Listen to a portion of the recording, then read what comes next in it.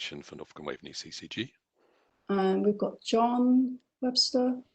Hi, John Webster, Director of Strategic Commissioning at the CCG. Tracy.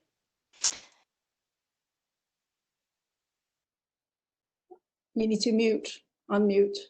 Oh, sorry. Hello, I'm Tracy Williams. I'm one of the elected clinical members on the governing body. I think we might have met at the Children's and Young Persons Network a couple of weeks ago. So hello. Sadie? Hello, I'm Sadie Parker. I'm the Associate Director of Primary Care for the CCG. Alex has sent us apologies. Mel? Hi, I'm Mel Benfell. I'm Director of General Practice, Contracting and Liaison at Norfolk and Waveney LMC, the organisation that represents all of the GPs and their practices across Norfolk and Waveney. And we've got Thomas with baby. Hi, Thomas. Do you want to introduce yourself? Hi, sorry about that. Yes, so I'm Thomas Araya. I've just started at NHS England an improvement. So I'm the contract manager covering Norfolk and Waverley. Nice to meet you. Nice to meet you all. And we have Fran on the line as well. Hello, I'm Fran O'Driscoll, Associate Director, PCN Development for South Norfolk. Lovely. And last but not least, Kerry. Frantically writing. I'm Kerry Overton. I'm a Community Development Officer for Health Watch Suffolk, covering across the East Coast up to Ipswich Coastal Waveney area. Has that helped you just very quickly? Yeah, no, that just gives me a rough idea. That's great. Thank you, Overton, everyone. If you look at the minutes, it does have people's roles, but it's a bit difficult to flick between picture and words. So just shout if there is any confusion. Can I just remind everybody that because this is the public part of the meeting, it is recorded as the same as last time. Please mute your mics if you're not talking, unless there's babies that you want to add to the contribution. And also please desist from using the chat box, because that will also be published as part of the public on the website, just in case private chats get put into the public arena. We have a number of apologies. John Inghams sends his apologies, so Jason's his substitute. Alex Stewart from Health Watch Norfolk has sent us apologies, he's on holiday. Fiona from NHS E&I is a substitute with Thomas. I think I've got everybody. Have I got everybody, Sadie? Excellent. And Parveen will join us at some point later on in the afternoon. Okay, so that's the admin bit. We've done apologies. Declarations of interest. Are there any declarations that people need to declare that's not been previously declared for this afternoon? I take silence as no, unless somebody's flapped their arms and waves at me. On to the minutes of the last meeting and the action log. I will assume that the minutes have been read. I don't propose going through page by page. Is there any factual inaccuracies anybody wants to draw our attention to? No, silence is also good. Are there anything that is matters arising or not picked up in the action log, or not in the agenda for this afternoon, that anything anybody wants to raise? Great, so I take those as approved, so they will get signed at some point, and no doubt I will be told how to do that. Onto the action log.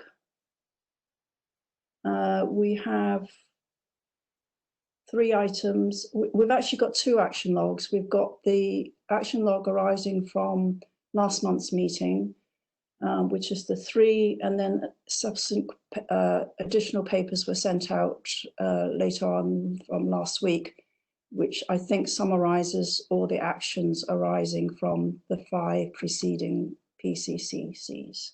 So let's do the new one first.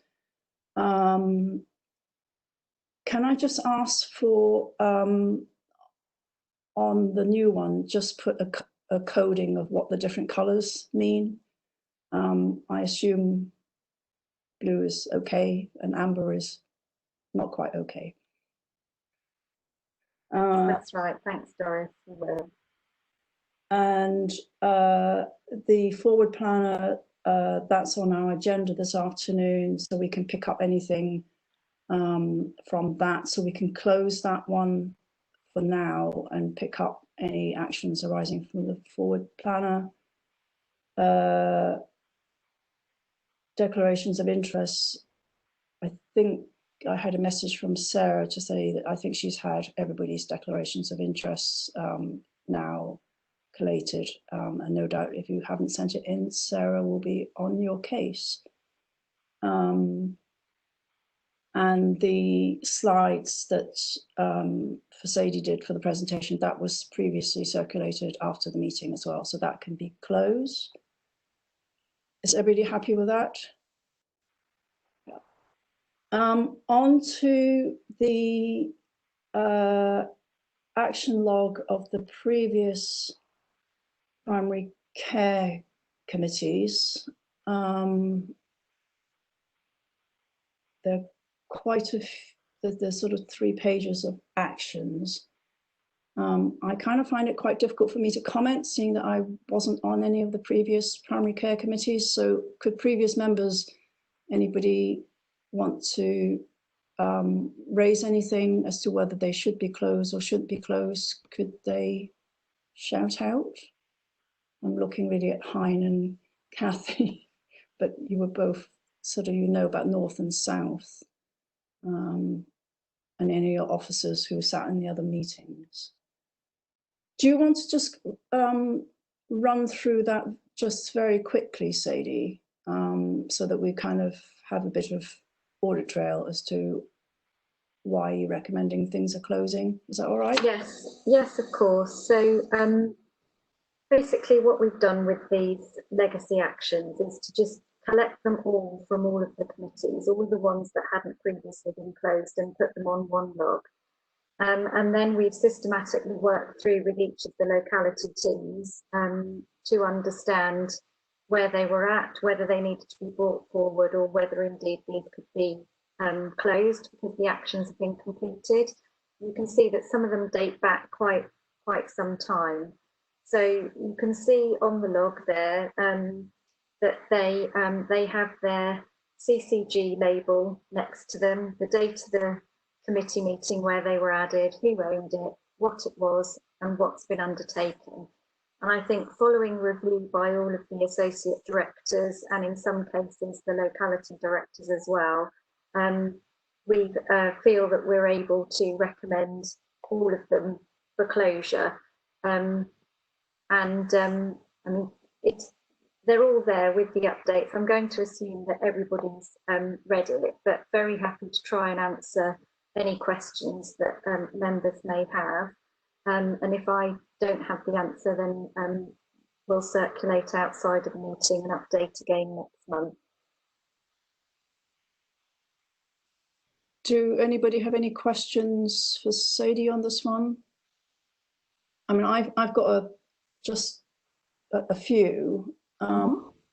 On page 2, under the ENT referral for West Norfolk, it talks about being a very local issue. Is that being picked up by the locality team to take forward? Yeah. So RM is Rebecca Mercer, who's in the locality team in the West. So that's been picked up? Yes. And on the second from last one on page 3 about leader, there was a comment at the bottom saying about having quarterly report, you can produce them or would like to be more involved by attending steering groups.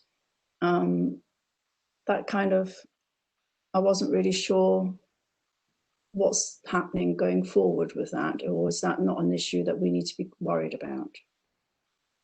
Can I comment on that, Doris? I did raise an issue around saying, because there's two issues here. First of all, we got our KBs muddled up. So it was Kathy Branson that actually attended the steering group, but Kevin raised the question about what happened in relation to the steering group. And what I responded was that we'd had a leader report coming to the governing bodies of the previous organisations, and it identified the numbers of reviews, the learning from those, and also the process in place to handle the backlog.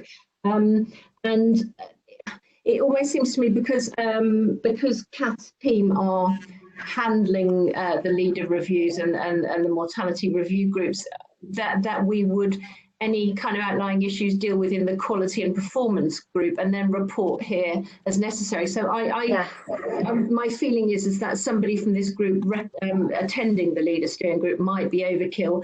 I may sometimes wish to attend it because I found it quite educational previously. Does that make sense? Yeah. Thank you for volunteering yourself as well. I'm volunteering to attend periodically, but I don't think attending every meeting would make any sense. Yeah, no, and also having the link for the quality committee, an exception is good, because we don't want to duplicate efforts. And the last question I had was a really pedantic one, actually. It talks about it was taken to a meeting in April 2020. I don't think that's factually correct. I'm not sure there were any meetings in April 2020 of the primary care committees. Which one was this, please, Doris? At the bottom of page 3, about community pharmacy contracts. It was going to be reviewed in the April 2020 meeting. Yeah, so that was the previous action. The update is the last line. Oh yeah, but she's saying that this had taken place, but obviously it wasn't the primary care committee.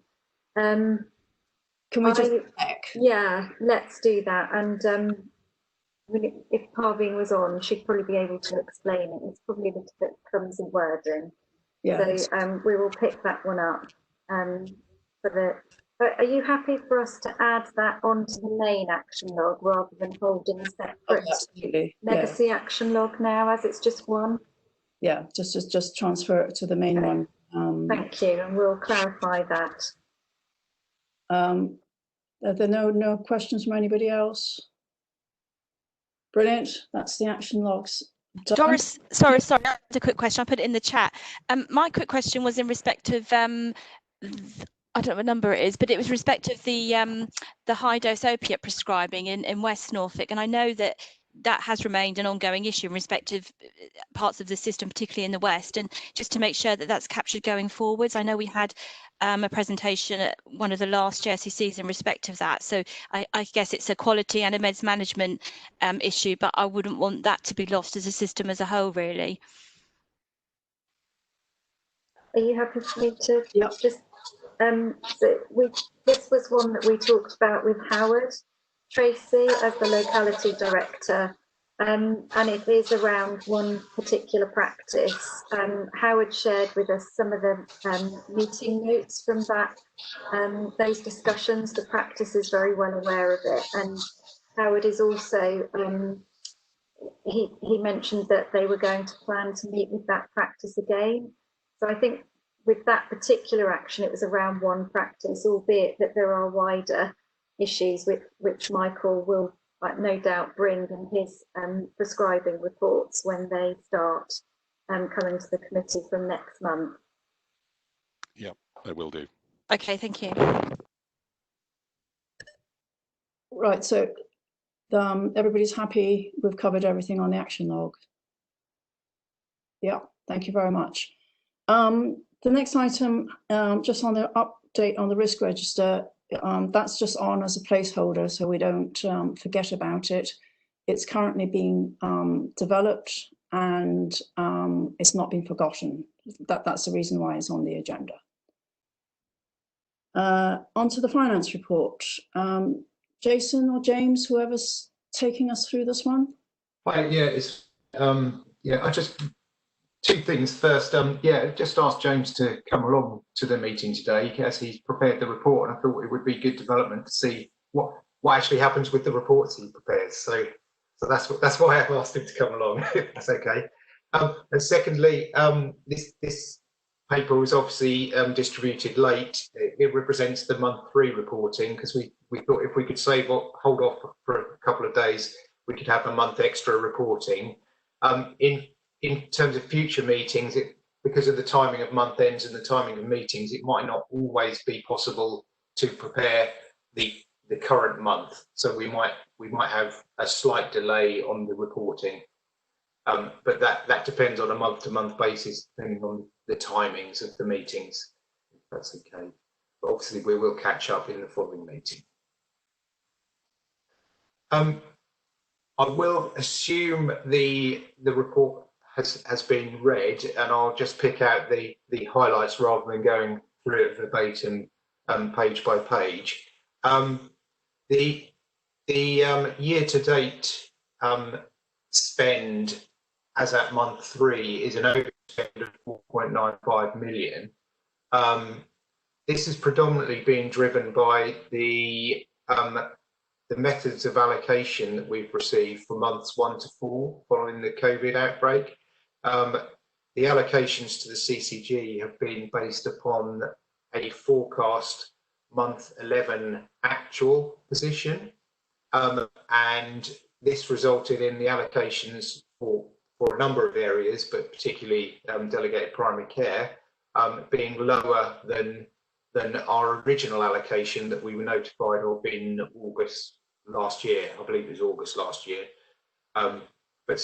So we've received less money than we expected to, and obviously that's being reflected in our financial position at the moment. We're picking this up with NHSEI and the regional team in detail, because if we do not receive the top-up allocations that were referred to in previous guidance, this will cause a significant financial problem for the rest of the year. And I think on page 3 it shows that if that continues, assuming the allocations continue from month 5 to 12, that would give us a 24.79 million overspend. However, the month 5 to 12 allocations have not been released as yet, and will be on a different basis, we've been informed. So until we receive those allocations, we're unable to comment on the level of risk that exists in the full year position. Hope that makes sense. If anybody wants to dive in and ask questions, don't wait till the end. Please do dive in at any point. So as we work through the report, GP prescribing is currently 1.67 million overspent, a forecast of 6.67, and again this is partially due to the calculation of the allocations and how the baseline that has been used for the allocation we received. We're picking this up, like I said, with NHSEI to look to get a top-up funding for this. Point 8 of this relates to the additional spend in April alone relating to the COVID outbreak, particularly for respiratory drugs, and this was originally included within the COVID expenditure reclaims. However, guidance has recently been released to show that cannot actually be reclaimed as part of the COVID expenditure. So we're trying to obtain clarification about how we deal with that pressure from the COVID outbreak. Can I ask Jason Tang? I read that with interest, what you just mentioned. And is the reasoning is that these drugs have alternative uses? Is that why they're not allowed? I'm sure we've been given a reason that they've been taken off of the allowable expenditure for the COVID claims. I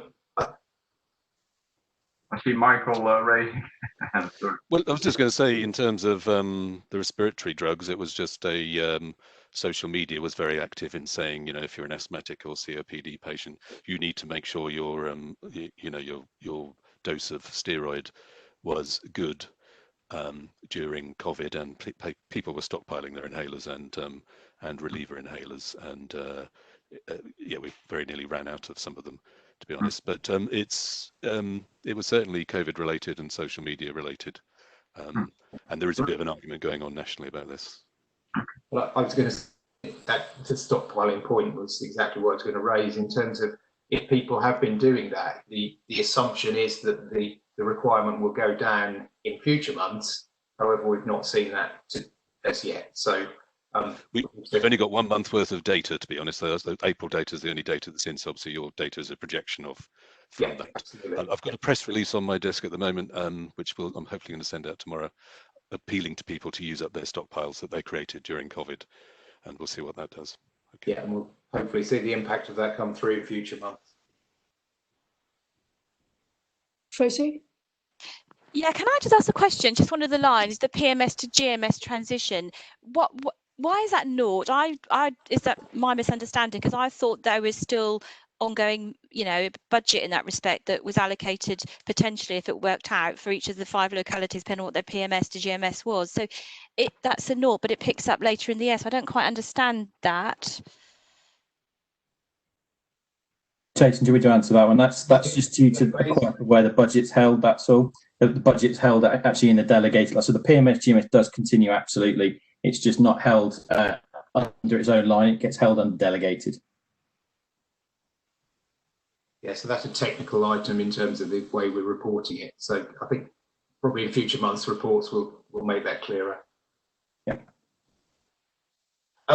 Yeah, I think so. Picking up on the funding that we've received, so the allocations that we've received, that assuming that we get the increased allocations, that will fill a lot of the overspend that we've got. But if I turn your attention to pages 8 and 9,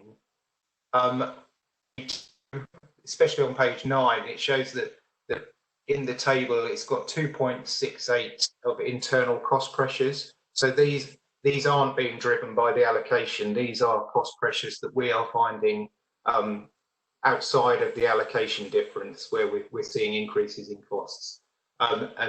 And assuming that we don't get those funded, we will need to think about mitigating actions for those cost pressures in future months.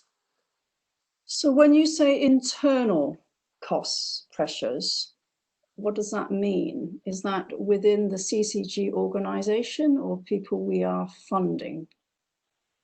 It's within the people we are funding. So I think it's things like rent inflation and things like that.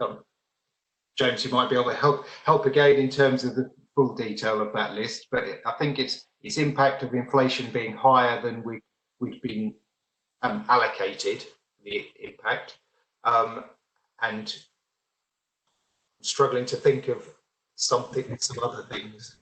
It does relate. It relates to historic underfunding as well. So that there was always within the PMS GMS, delegated primary care, there was always a level of underfunding in each of the CCGs.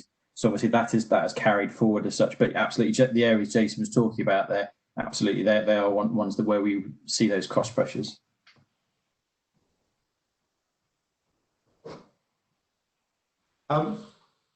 In terms of we've mentioned the COVID costs.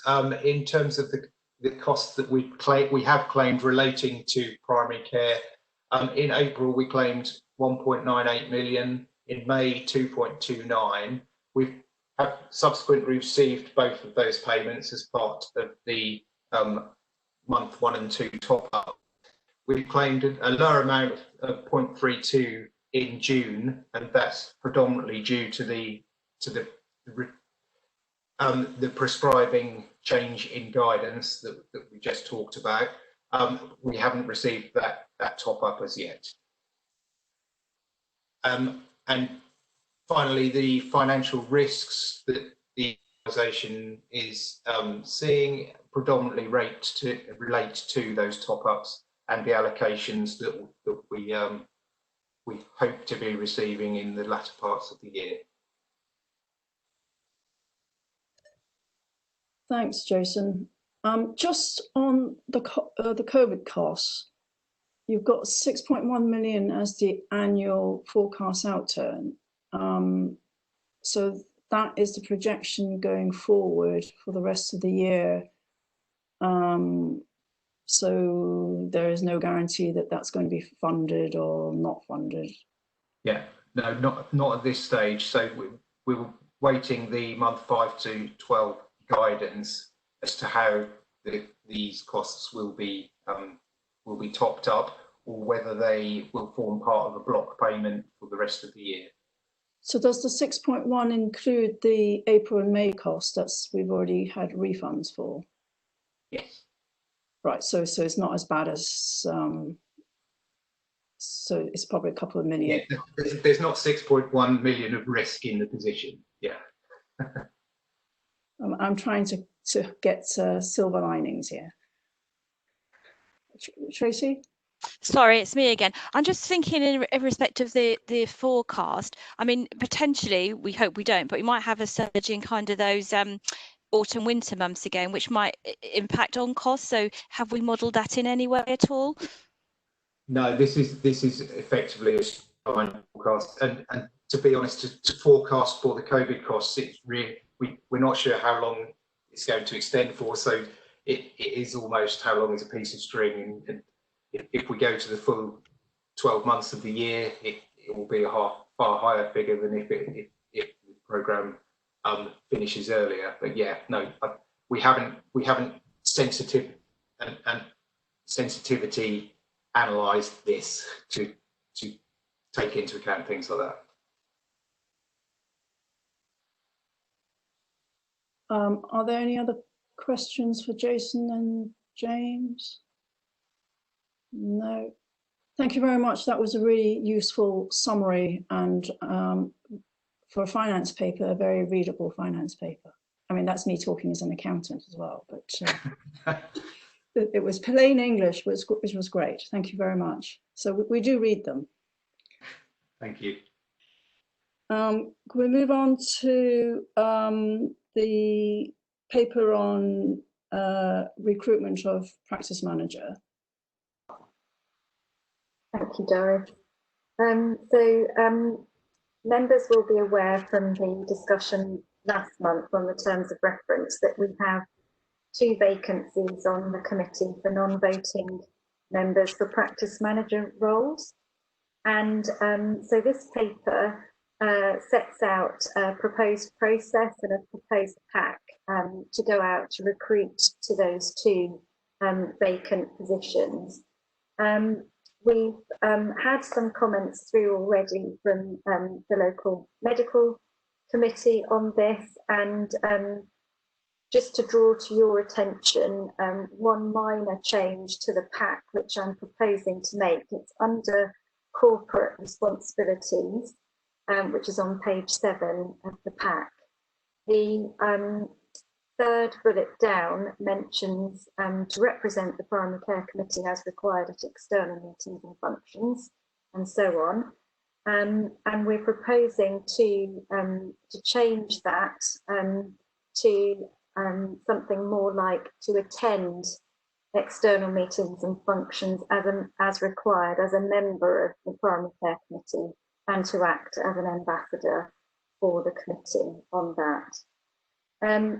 Just to note, the positions will join the CCG's payroll. We expect the commitment to be typically around 6 hours a month, and the rate of reimbursement would be agreed with the successful candidate to replace their current salary, or to fund at their current salary if they're not full-time. The tenure of the position is expected to be either 2 or 3 years to help with succession planning and not having both of them disappear at the same time. But obviously, some candidates may prefer a shorter time, for example, if they're coming up towards retirement, and that may also be possible. So I will leave it at that. Hopefully the paper is fairly straightforward, but very happy to answer any questions about the paper. Hein? Thank you. I just have one question about the time commitment. So I mentioned 6 hours. So if you look at a meeting today, it's scheduled for 3 hours. Pre-reading takes 2 to 3 hours, maybe if you're familiar with, say, 2 hours. There's not much time left for anything than preparing and sitting in monthly meetings. So is that what we want, or am I making a wrong assumption? That's my question. Yes, well, that was what was envisaged, that they would be a member of this committee, but not necessarily you know, any other role outside of that. We are aware that Parveen is planning for some training for committee members later in the year, and obviously that would be on top of that commitment, and we would be able to retrospectively make amendments to reflect actual hours worked for the odd occasion where there was an additional meeting or an extraordinary meeting, for example.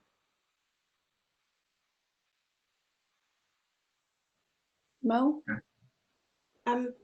Sadie, just to clarify, you'd said that the PMs will go on the CCG payroll. I think that could cause current practice managers some issues in terms of employment conflict.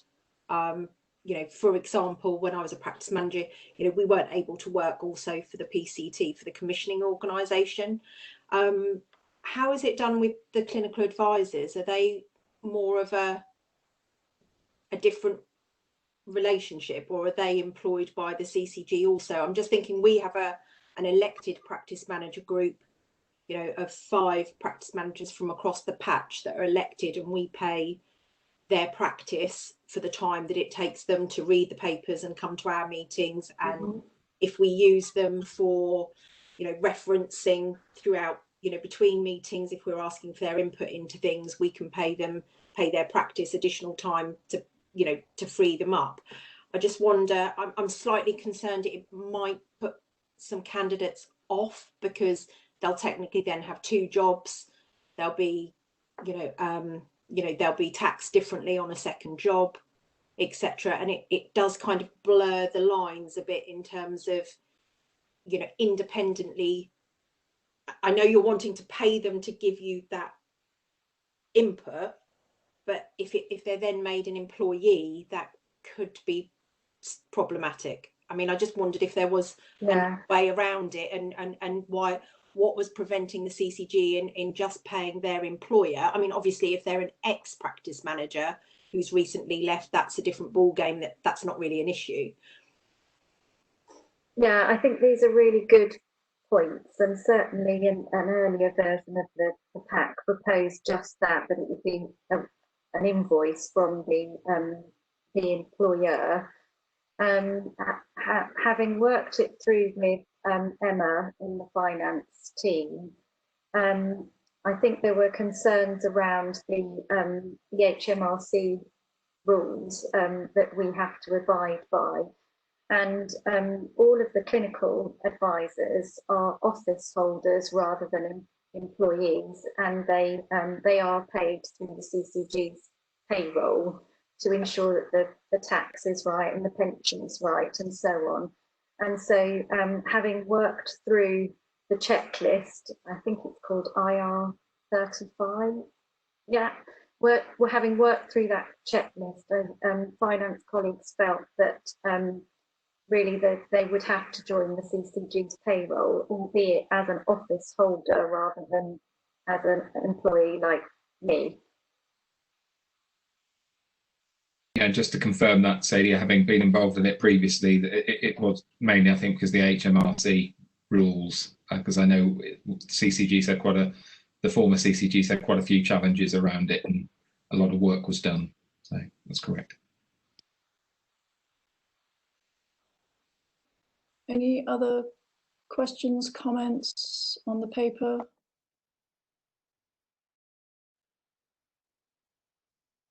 I take that you're happy for us to proceed down the proposed route and move to getting the recruitment process started. Great, thank you very much. Thanks, Sadie. Sorry, just one thing. What's the method of getting out there to our kind of respective practice managers, those that are retired and still in place? Have we got a good route of communication so we get a good interest from possible candidates? Yeah, I think I mean, we'll circulate to all the practices, but also on social media and the CCG's website to recognise the fact that we may not reach everybody just through the practices themselves. Okay, that's all the questions dealt with. We'll move on to for approval the service for supporting asylum seekers in North Norfolk. Are you taking this, Sadie, or is Parveen joining us for this? I'm happy to take this. I'm sorry, Parveen, the broadband has gone down in Lowestoft, so quite a number of CCG colleagues are affected by this. So Parveen is hoping to join us as soon as she can, but she's asked me to present if she's not able to get here in time. It's linked to the announcement in Parliament earlier. Maybe. So can I just say I've got a conflict of interest because I was the clinical advisor for the service, although I'm not working for Norfolk Primary Care in any shape or form, but I was clinically supporting, so it might be a slight conflict there, just to point out. I think we're fine, Tracy, but thank you for disclosing that, because I think the work has been, the officers have found a workable solution with this proposal. So I think that actually the service is up and running now. This is a retrospective approval of something that you had to set up quite quickly to support unsupported people. Yes. I'll leave it over to you, Sadie. Thank you. Thanks, Doris. So I'm hoping that people have had a chance to look through and read the paper. As you say, Doris, this was a really challenging piece of work for everybody involved. Actually, we didn't really have any notice at all of this, and the arrival of 100 and up to 117 people in the North Norfolk locality. Normally, this would have been managed and commissioned by NHS England. And so it was also at a time when we were approaching the peak of the pandemic response. So we were all in it felt a lot less calm than it does now, and everybody was in a very different place in terms of staff isolation and what have you. So for the 3 local practices to this accommodation, I think they were very, very concerned about the impact this could have on them and their services. And as a result, the CCG talked to a number of different people, and we're trying to respond really, really quickly to what could be quite a vulnerable group of people. And at the time, we weren't aware of their needs and any sort of ongoing issues that we would have to deal with. And we were very lucky to have the support of Tracy, who'd got the experience of the Norwich service that she could help us with, and we had some help from the Norwich locality team as well. And so we had to put this arrangement in place very rapidly. This was a group of people who had no transport, no method of getting around, and we initially were able to get some support by transporting people who needed urgent care into the walk-in centre in Norwich, but that was only ever designed to be a very short-term arrangement while we got an in-reach service in place. And you can see from the paper that we have ended up putting in place an in-reach service which has regular clinics held on site each week. We have registered the patients with a practice in North Norfolk, and they have a small contribution for that piece of work and what's been involved with that. And then we have an allowance in there for any urgent visits, for example, that need to take place, with the total cost set out there on page 3.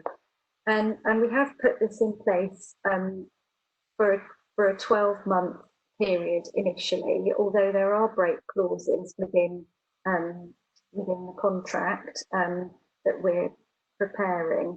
And we have put in the facility to extend the contract for a further 12 months should we need to. We don't expect to, but you never know with these things. And if we end up with a second wave or a third wave, we didn't want to have to start again and go through this work, because it has been very difficult to put in place. You'll notice in the paper that we say that one of the risks there was that we weren't aware of any additional funding yet. Since the paper was submitted and published, we have had a letter from NHS England.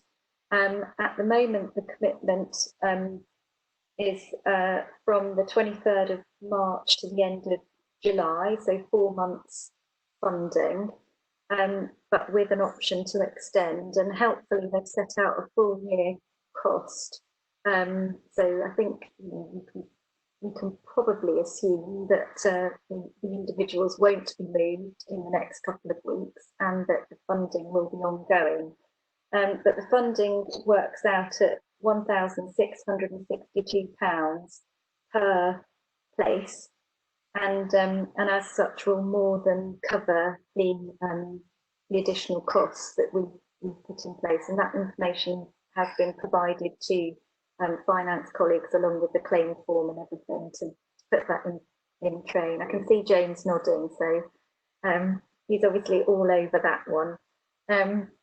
Yeah, we've had lots of engagement with the LMC. We've had the support of Norwich, and as far as I know, Mark may wish to add a little bit more, but the service seems to be operating reasonably well, and it's quite unusual to come to committee once the service is already in place.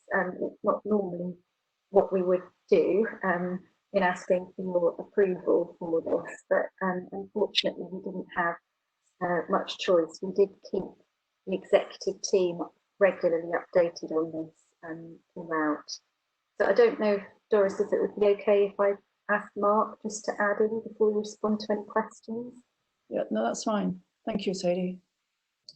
Thank you, Doris. Thank you, Sadie. And as always, you've covered almost everything I would say. But the only bits I would add, Sadie, are that in terms of the short notice, I think I'm right in saying that the patients, the residents, started arriving before we even knew they were arriving. So that is how short a notice we had. And secondly, just to say, you know, this service has been in place for a month or two now. And what we've learned, you know, some of these residents have had very traumatic experiences in their journey to this country. So I think some of what we were perhaps informed the needs may be of the people arriving in Norfolk. I think our experience has been, and those delivering the service has been, actually that quite some complex needs for some of these patients. So you know, some of the concerns I think that the practices flagged in the area, I think have borne out.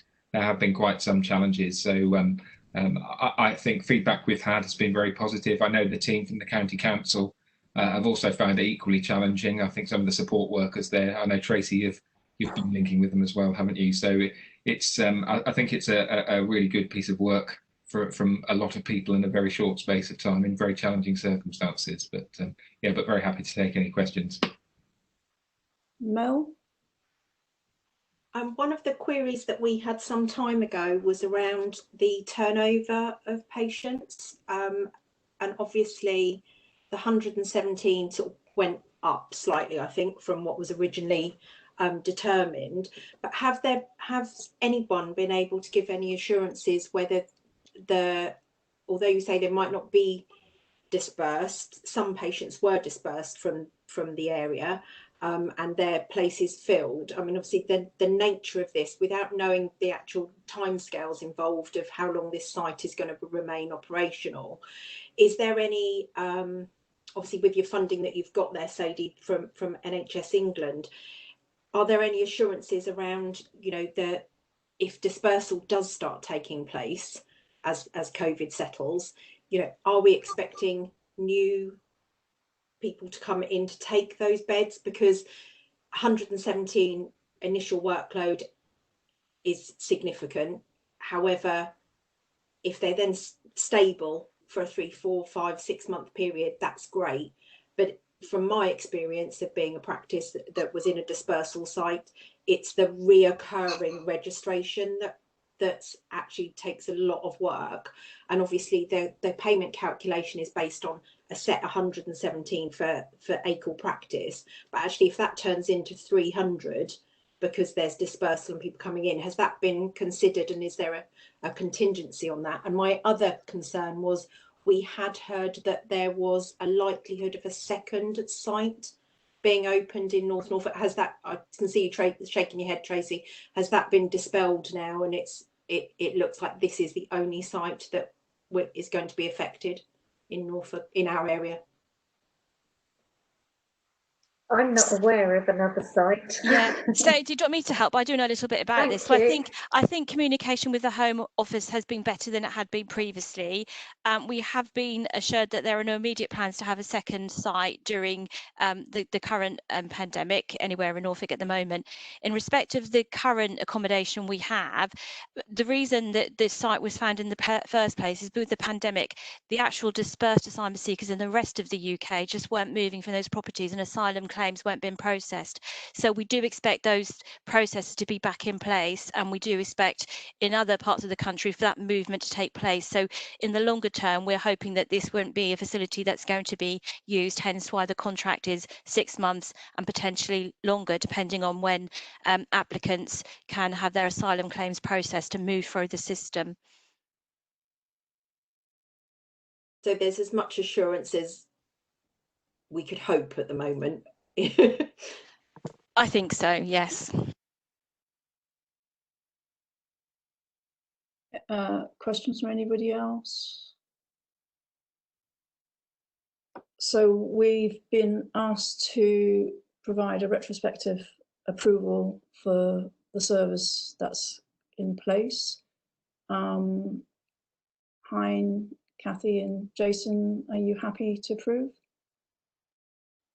Yep, I see nods of head, so yes, that's approved. Yeah. Can I just say, I'm really happy to approve, but also congratulations to the team. I mean, when I was reading this, I just thought, you know, it's very difficult to know how you could have made a difficult piece of work more difficult, really. And so I think, you know, just to note, congratulations to the team for putting such a fantastic response into place. Thank you, Kathy. We'll pass that on. Thanks very much. I think the paper was written in a underplayed the challenges that they face. I certainly was aware that this was going on for a while, so it wasn't totally under everybody's radar. So thank you all very much. Mark, you were waving at me. Sorry, I was just to say, I mean, the people we were liaising with in the Home Office were in Liverpool and thought that this was a centre in the middle of a city somewhere. So, I mean, that was it really, to echo the comments that Kathy's made, the team have done a fantastic job. So thank you for that, and we'll make sure that's passed on. Brilliant, thank you very much. That's the trouble when you have remote working and people don't know their geography. On to the draft forward plan. Sadie's taken the comments that we did in the round robin at the beginning of last meeting and tried to build that into the plan. I mean, not everything is on there, but this is a first stab.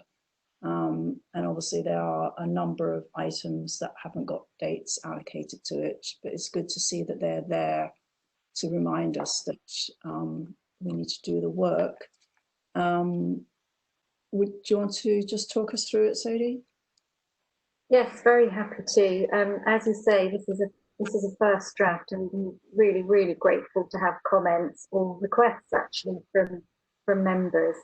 So you can see there that we've tried to set out some suggested intervals for the standard items, which will come very, very regularly. And then there's a section there for spotlight items, which might well come only once or twice a year. And so in that, we've tried to respond to some of the comments, as you say, Doris, and hopefully everybody will see something that they are particularly interested in. But really, really happy. This is a draft for discussion, so really happy for this for further suggestions to come forward. And of course, you can keep adding to it as we go. It doesn't just get done once, so there's plenty of opportunity to add more on. And it doesn't cover the items which will come up as part of the course of normal business either. Thanks, Sodhi. Any comments, suggestions, burning desire for things to be added, taken off? I do sort of, I think we do need to be careful. If we keep adding things on, something needs to come off.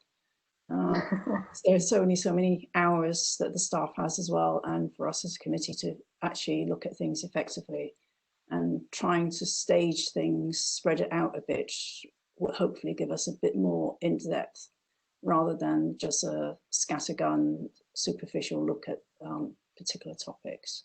Mel, I see. Sadie, did you just want to comment on the comments that we provided, just as a bit of clarification?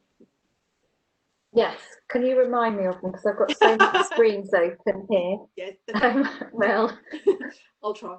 The first one was around we had a comment on PCN development, and it will come up later on in the meeting, but regarding obviously the PCCC doesn't need to approve additional roles, workforce of the PCN, but obviously we're aware that if matters have come to the PCCC along those lines, and one of our concerns and comments was that bi-monthly might not allow for that to happen, and Sadie, I think you responded to say that there may be a mechanism through the locality teams to address that.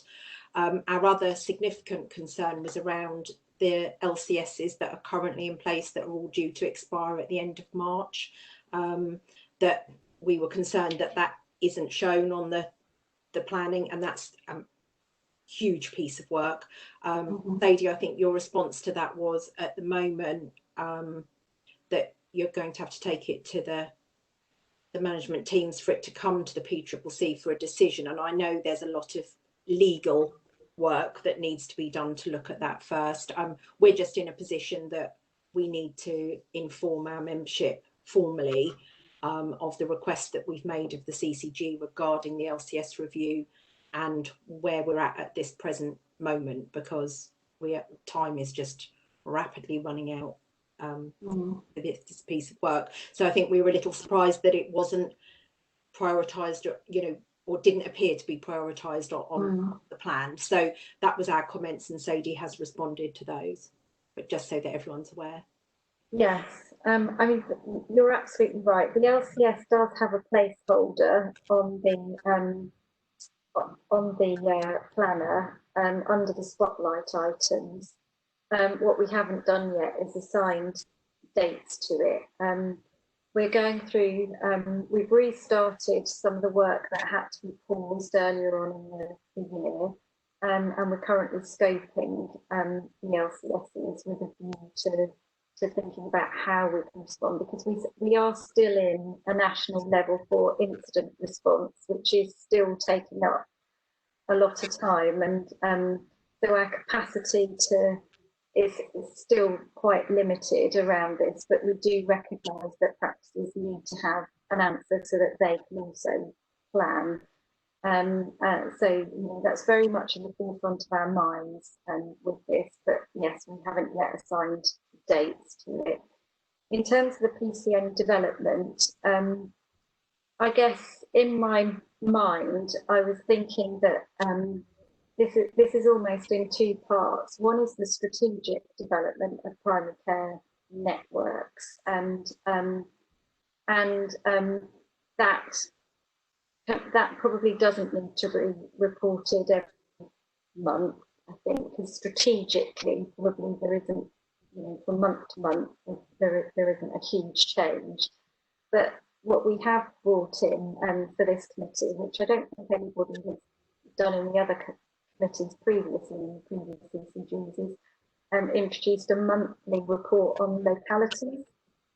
And we're hoping to start that from next month, and that will have a brief update from each of the localities, which will include the operational aspects of PCN development, plus it will have a spotlight each month on one of the localities so that we can get more detail on what's going on.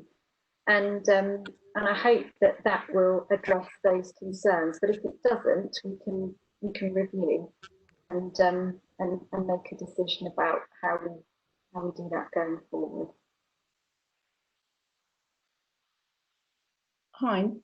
Yeah, no, that I just want to say that's helpful clarification, Sadie, on the strategic side of PCN development and insight what's happening locally. I think that's very beneficial. I had one small addition, is that when there's an audit report, and I think the plan is every year to have primary care as a topic for an audit, that at the appropriate time we take the opportunity to review that in the BCCC. Yeah, great. An item to include in the forward plan. Noted that. John? Thanks. I was just wondering on the spotlight item, Sadie, whether there was a plan to have an update or a review at whatever time period on the primary care strategy itself overall. Just picking up on Hein's point, actually, some of that might well feed through to what the audit committee want to consider as well. And mindful of your point about not adding things and taking away, would there be other things that we might collapse as part of that primary care strategy update? I don't know whether we could do a bit of mix and match or themed issues from the primary care strategy through the course of the year. Yeah. Thank you. I mean, the plan is not set in stone. I think it's quite a useful prompt just to think about what we want to do. Kathy? Yeah, I had just a thought around the covering paper and the list that we generated last time of things that we wanted to see. And I wondered whether it might be helpful to try and kind of group some of those items, because they're almost, we've got the forward plan, which is what we're going to be talking about, but some of the items on the list were the perceptual lens that we wanted to look at those items through. So, we may be looking at the primary care strategy, but we want to particularly think about inequalities or workforce or what have you. So I just wonder whether if we try to squash some of those things on the list, A, it might be more likely that we would continue to refer to that, and B, that it might actually inform the development of the forward planner. Thank you. Just going back on the discussion between you and Mel about the LCS, and that things, whether it would be useful, say, in the September meeting, to just have a paper outlining, all the different contracts that are going to be affected, and initial thoughts, about going forward, just so that we have an understanding of the risk to the system. Yeah, it's every single locally commissioned service from general practice. Yeah, but for lay members, it's kind of would be helpful to have a list. To be honest, we'd also find that list helps. I mean, I'll leave it in your capable hands of, you know, it's not war and peace, but actually some sort of themed in terms of areas that we can talk about it offline and yeah. Sounds good. And I think also picking up on Kathy's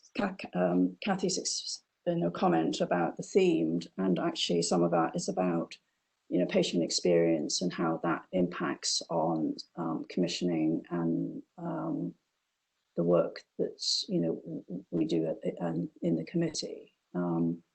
And I think, you know, the comment you made to me, Sadie, offline after the last meeting was actually some of the long lists has actually helped focus officers' mind in terms of writing papers for that's right. What's focus that we're kind of looking from. And so some of it might not be an obvious item on an agenda, but actually it feeds through all the papers that's coming through and the way thinking about what we're commissioning. It's the lens that we're looking through. So hopefully that will be helpful to people. Are there any other comments, questions? So it's work in progress, and I'm sure if anybody has spark of inspiration, Sadie would love to hear from you via an email. I would. But don't all rush at once. Thank you, Doris. I'm glad to be of assistance.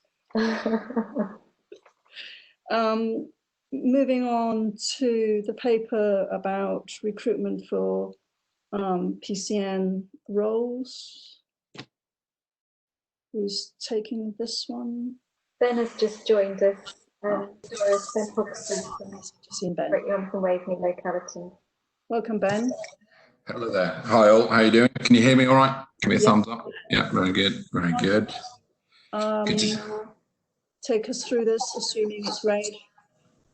Yeah, so I'll assume it's read, and I've had a few conversations with a few people beforehand around this. So this is around recruiting roles as part of the additional roles scheme within the PCN DES overarching one, but looking at being able to recruit more than the actual quota, if you like.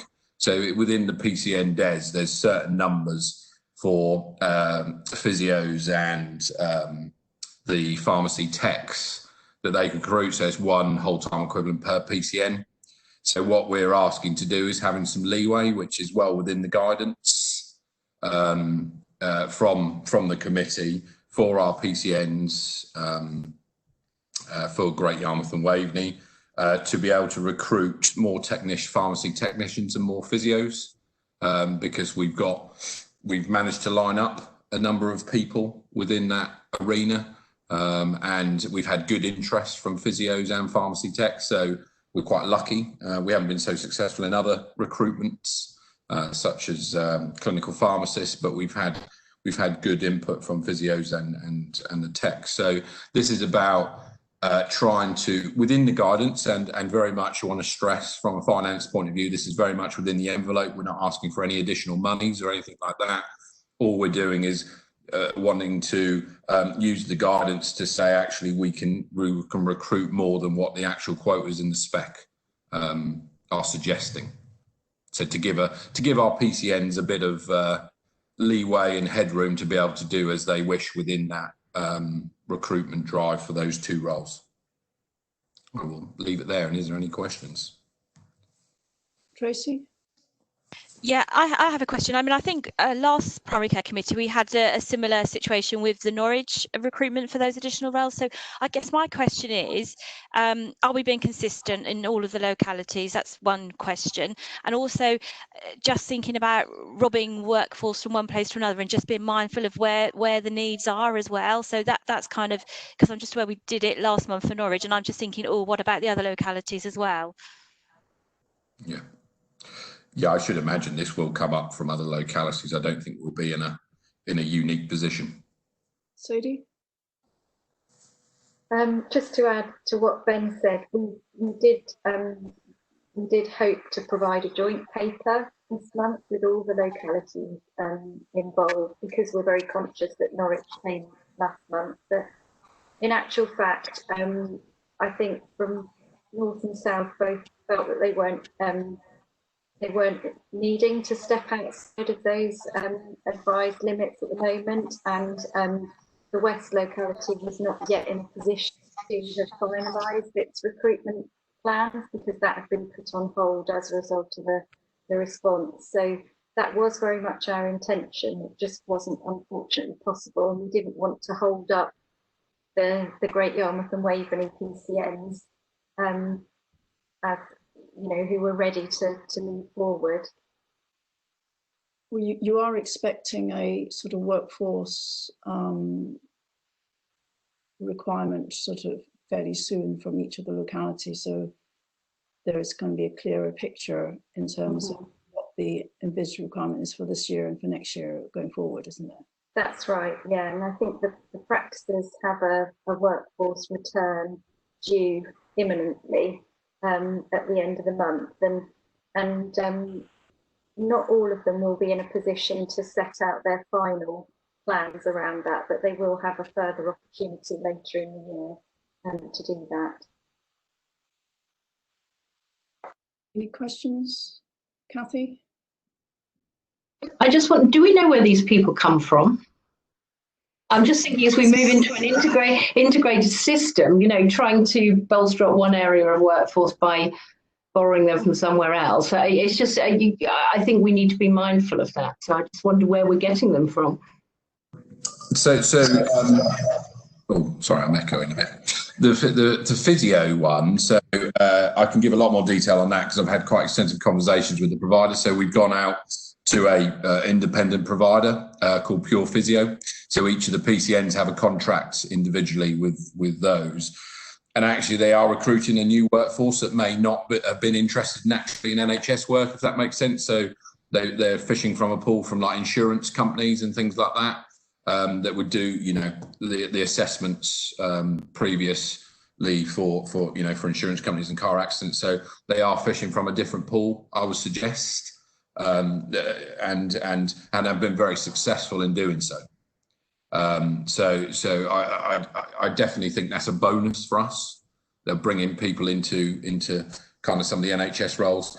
The techs is a bit of a different position, and Michael probably might be able to shed a bit more light on that, but there definitely is, yeah, they're coming from, you know, kind of high streets and things like that, and, you know, from other practices. This is one of the difficulties, I suppose, with having a PCN DES nationally. There is, you know, we're all recruiting at the same time. Yeah, most of the techs are coming from community pharmacy by the looks of it, but they do have a partly shrinking requirement because of the move to national online pharmacies. So and some of the high street chains are now using sort of remote factories to do the most of their dispensing. So they are jumping ship at this point. We do have a local pharmacy medicines optimization cell that we set up during COVID, and we do talk about workforce on that particular cell. And you know, we'll you know, we have a good oversight of the fact that we could be just robbing Peter to pay Paul if we're not careful, and we're trying not to do that. But it is happening because people are jumping ship. Can I just add, from a finance point of view as well, there is a ceiling limit to what each role is reimbursed from an NHS England point of view, and if they decide to go over that, then that's the practices kind of say so, if you like. They have to stick their hand in their pocket to do so, but there is a ceiling limit in what they are reimbursed for. Any other questions from anybody?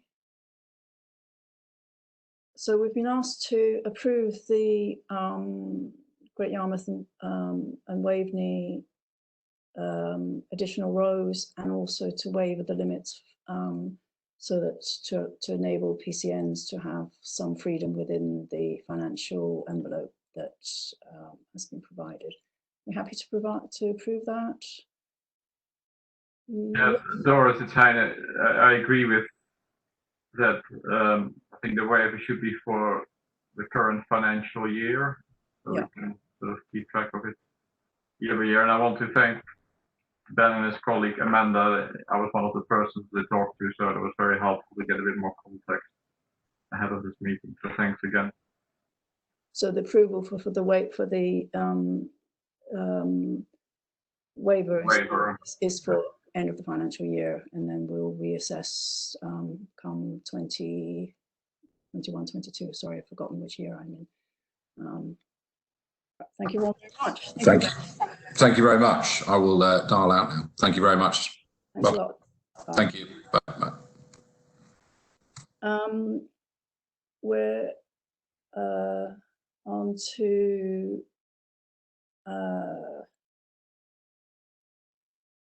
sorry, I'm just is there another paper on this?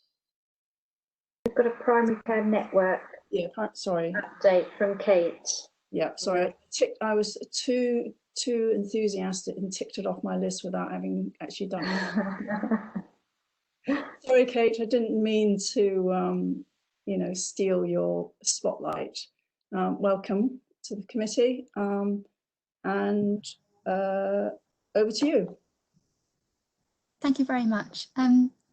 As this is my first time, the virtual meeting, just to introduce myself, I'm Kate Lewis. I'm Head of Strategic Primary Care, and the paper I'm talking to is providing an update on primary care network development. So if I jump right in, if that's okay. Yeah. The purpose of the paper is to provide an overview of where we got to last year in our primary care network development, and to lay out the milestones and the priorities for primary care networks as we move into phase 3 and beyond. So I won't go into all the detail around the background. I'll take the paper as read, but just to highlight for those who don't perhaps know the geography so well, we obviously have our 5 localities, but we have 17 primary care networks, and they've evolved naturally as practices have developed relationships in their areas. And the primary purpose of primary care networks is to support operational multidisciplinary working at scale, and to enable delivery of the objectives within the long-term plan. So 1920 was a foundation year for primary care networks, and it was really to support the relationship and the trust development between practices, but also some of the wider partners that are involved within primary care networks. So really crucially, involvement from our community partner organisations, as well as locally some of the third sector organisations when we think about supporting patients with some of the wider determinants of health and some of the more social aspects that will impact on one's health and well-being. Our primary care networks took off flying really, so really positive that they developed their own local priorities and development plans. And prior to COVID, we were providing, that is the CCG, were providing regular overview to the development of these plans, although locally they were supported through the development of local delivery groups. But the Primary Care Commissioning Committee kept overview and scrutiny as these plans progressed and developed. As we look now towards phase 3 and reinstating routine care and strategically planning delivery at scale in the context of COVID, NHS England have started to set out their priorities with a key focus on delivering enhanced health in care homes and boosting capacity and capability within our workforce. And we've seen throughout the pandemic that those 2 key areas are absolutely crucial for delivery of frontline services. So the paper details some of the key expectations around delivery of those 2 key elements for our primary care networks. I won't read them all out loud. Hopefully you've had a chance to look at the paper and you can see it in front of you. But I also wanted to say that while we have focused on enhanced health and care homes, and we've supported the delivery, for example, of the locally commissioned service around the care homes, we also need to look at how we can support our PCNs to also implement some of the other new service specifications linked to the national DARES for PCNs. So specifically structured medication reviews and implementation of early cancer diagnosis specification. And NHS England have set out their expectation for these specifications to be active and in place with PCNs from the 1st of October. We don't have a huge amount more detail around what would be expected in terms of reporting requirements, but NHS England have committed to regular meetings with STPs across the region to provide us with updates from the region as and when they receive further information. And certainly prior to COVID, they were very much of a view of developing sort of reporting together. So what would naturally fall out of PCN discussions, that we would feed that up, and they were committed to it not being a huge onerous process, although it would be interesting to see how things have changed in light of COVID. So that's all I really wanted to say on the paper. I hope that was a helpful overview, and grateful to have any comments and answer any questions. Thanks, Kate. Any questions from anybody? Hein?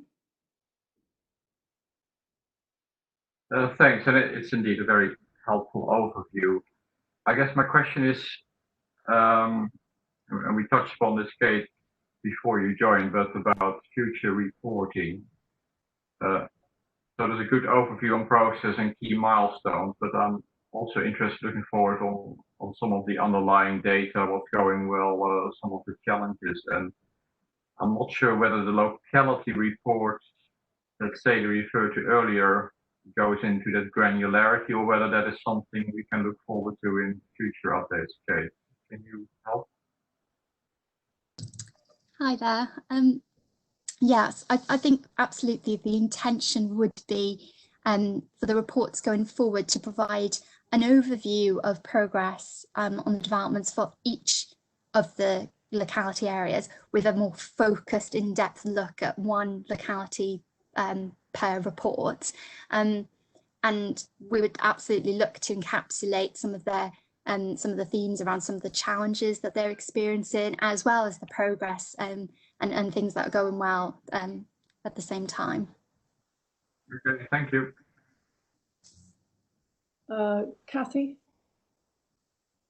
I think Hein and I had similar questions. I think. I mean, what I was thinking when I was reading, I found the report really helpful, and then it left me with lots of questions.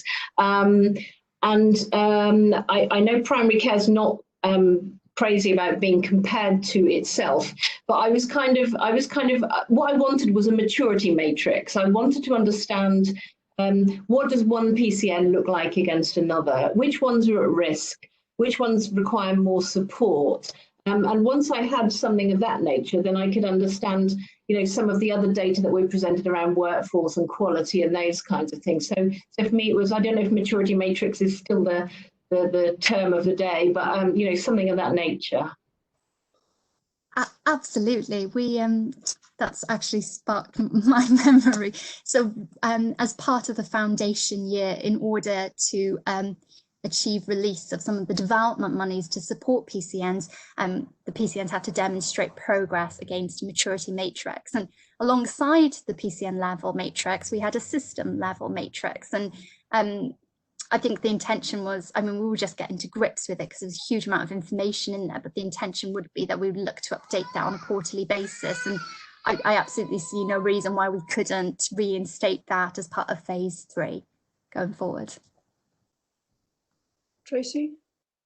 Hi, hello, Kate. Nice to see you. Thank you for that presentation. It's really helpful. My question, you mentioned the local delivery groups, and just thinking clearly most of them, generally all of them, I think, have been kind of held during kind of phase 1 and phase 2. And just thinking about that supportive infrastructure around PCN, so that integration in the localities, bringing in the other providers, you know, how we kind of get that up and almost running again going forwards. And I know it's been happening, but I guess there's not been that kind of infrastructure around in the localities. Just some thoughts on that really, and what plans were as well.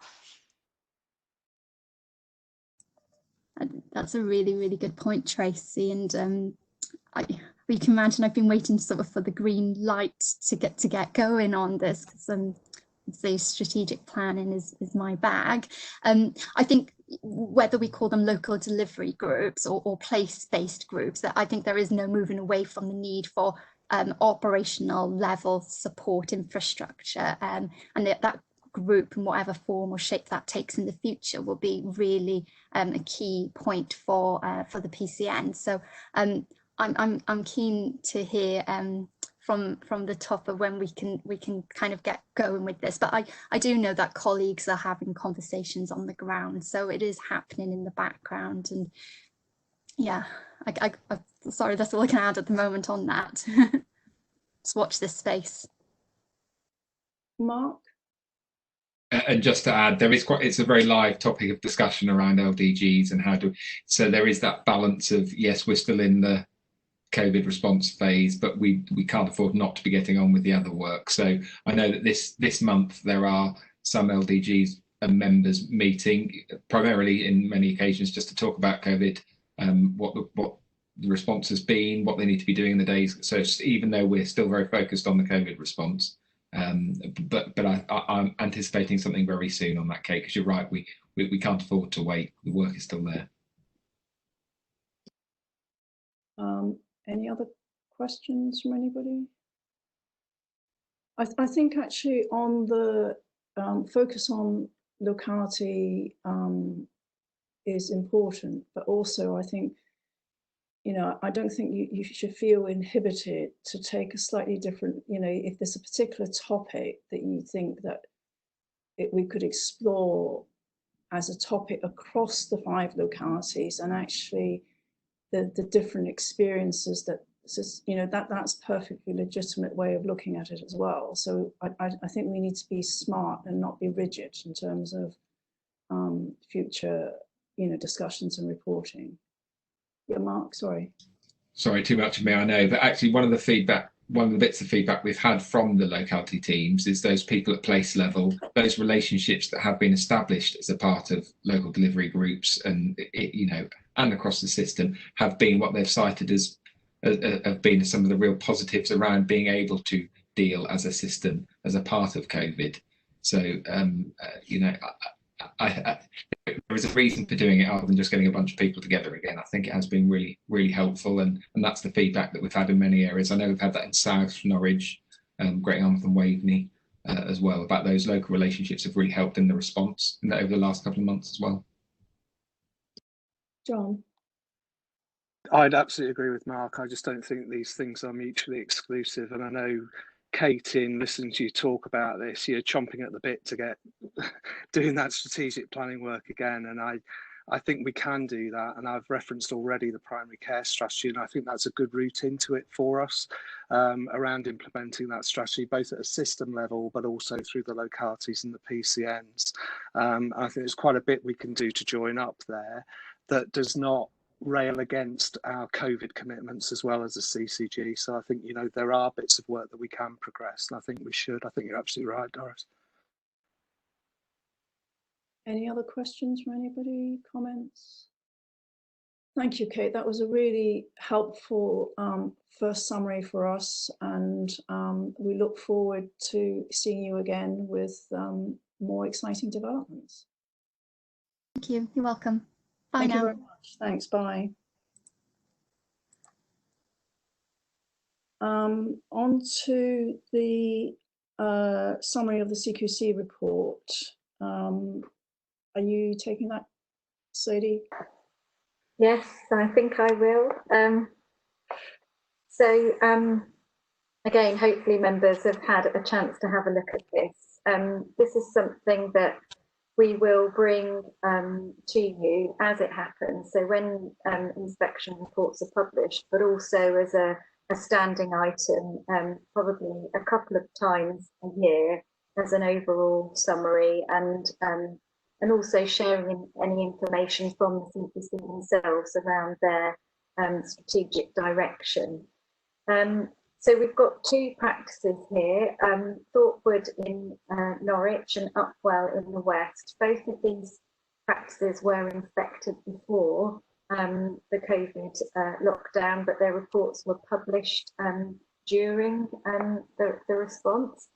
And you can see here that unfortunately both practices have now been rated as requires improvement, whereas previously Thorpewood was outstanding and Upwell was good. It is important to note that both of these practices were previously inspected in 2015, which was prior to the new regime.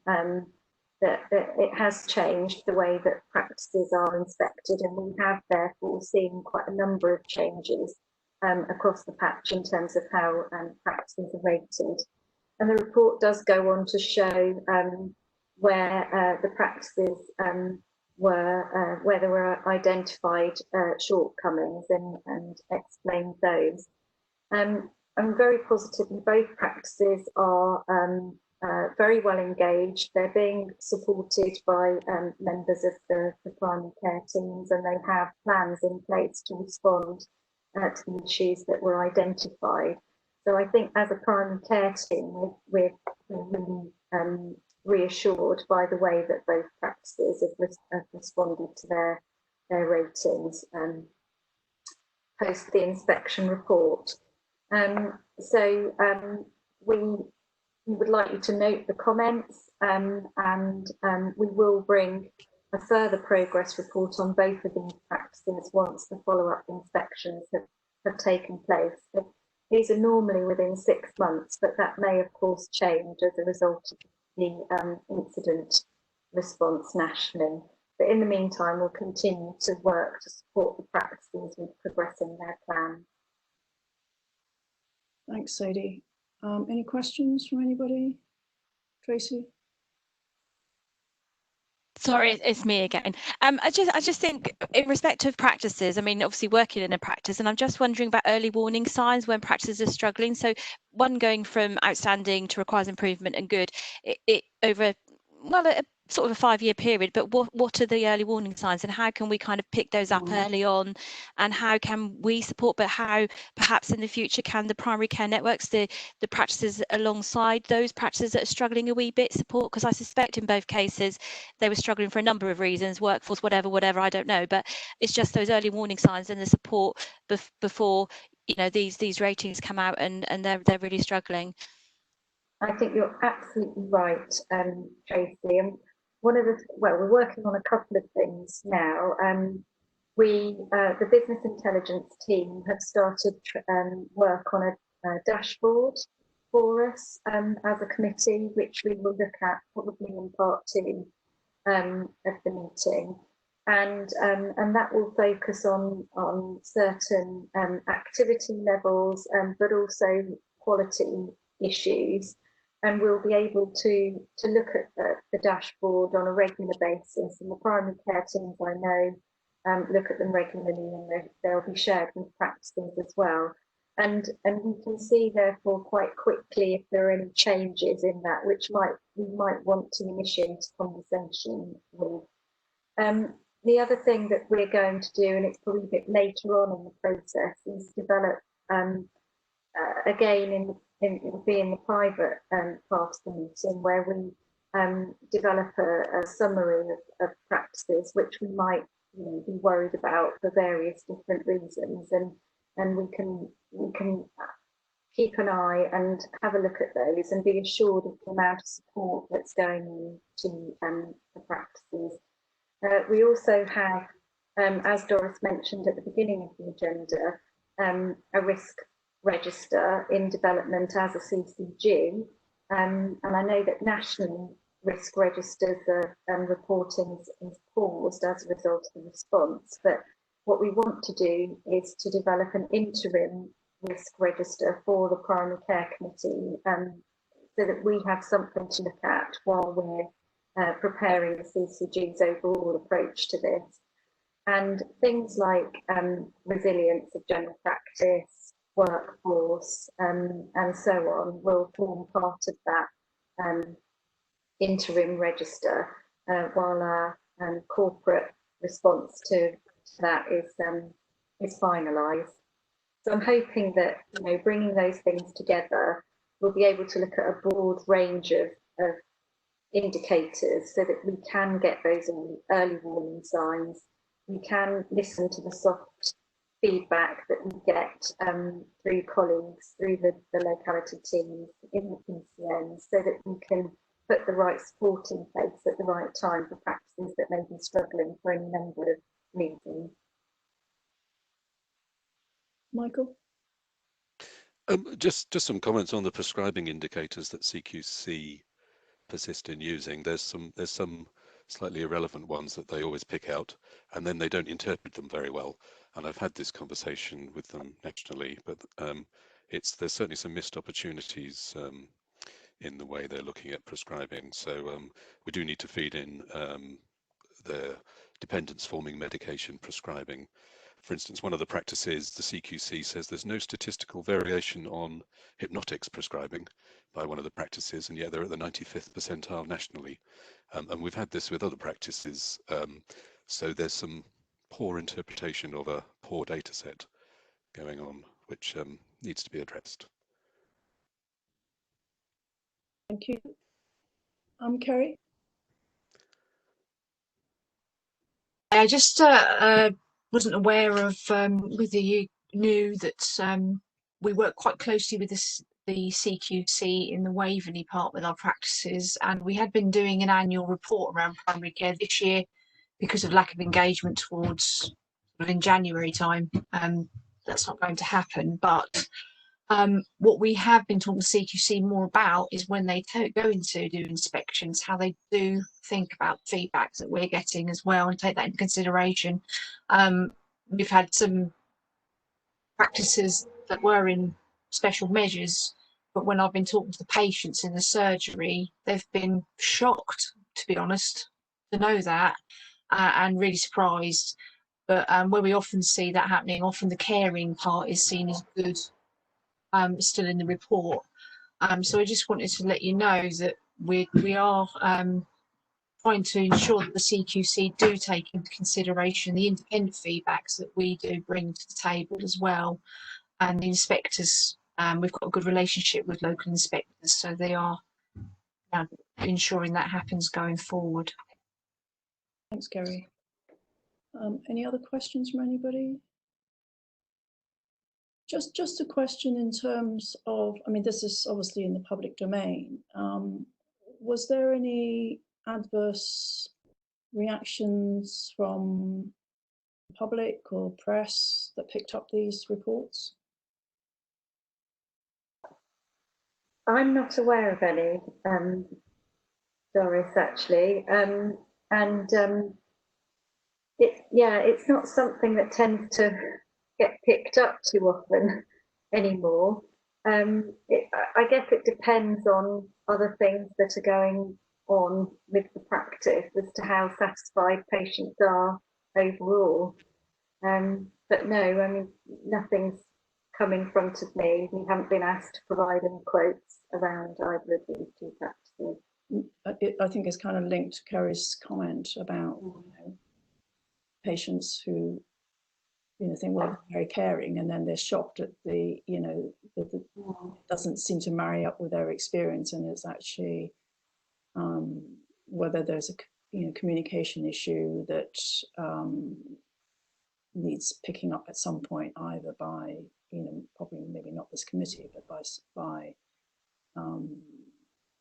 the patient participation. It's just danger. It falls between the cracks, and patients are left wondering why they've got this report about their local practice, and it doesn't marry with their own experience. And I think the thing just needs to be joined up. I don't know how it's done, but somebody needs to able to, and presumably that's where Healthwatch can come in and help with that as well. Sorry, Kerry, yeah. Sorry, it's okay. I think that we were also quite concerned about as being sensitive around this time as well. So I think that when reports come out during the COVID period, people are perhaps a little less, you know, they're kind of worrying that they might jump on something and it be actually quite awful to criticise at that point. And I know as a Healthwatch, we ourselves have been trying to strike a really good balance around COVID period and not being sensationalist around these kinds of things. However, obviously things do need to be looked at, but I think that might also be the reason why sometimes things are been quieter around it. I might explain a little bit about that. We found that ourselves, that people haven't wanted to make, where people in the past have wanted to make a fuss about something, they've kind of made a lot more allowances for things as well, and not want to seem to be criticising because they've been really pleased with the services, that they're still there and still trying to help them as much as they can. Thank you. Any other questions, comments? Kathy? It's a comment really. Recognising that the committee is kind of going to be developing organically, and the Quality and Performance Committee is going to be doing the same. I think it's just putting a marker down that we need to be clear about what lands where going forward. And I was just thinking about, you know, how as we move forward into kind of thinking about integrated care at a local level, how we might think about quality differently. So it was just a sort of a marker really, that we need to recognise we may treat quality in primary care in 2 meetings differently, and to avoid duplication really. Yeah.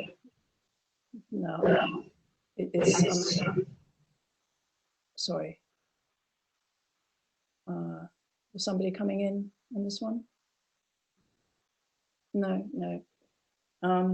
Yeah, because that was one of my questions, was whether, you know, the quality perspective was being picked up under Kath's team, and then obviously onto the quality committee as well. Yeah. I was just thinking about kind of, if you're looking at an integrated system, and practices are kind of the building blocks of PCNs, but there'll be lots of other providers in that system who may be, you know, at different stages of you know, quality. Is something that we'll have to bear in mind, but I think we need to just build it up organically, and Kath and I are on this group, so we'll just make sure we don't talk about it twice. Straight, Kathy. Brilliant. Well, thank you all very much, and thanks for that summary. Not happy reading, but it is what it is. There aren't any questions submitted from the public in advance, so that's the end of part 1, unless there is anything anybody wants to raise. Kerry? No, sorry, I was just waving bye-bye. I was getting there quicker because last time I didn't know I had to leave, so I was just getting there quicker this time. So sorry. See, I told you I'll do this. And we look forward to seeing you again in a month's time. Thanks, everybody. Take care. Thanks. Bye-bye.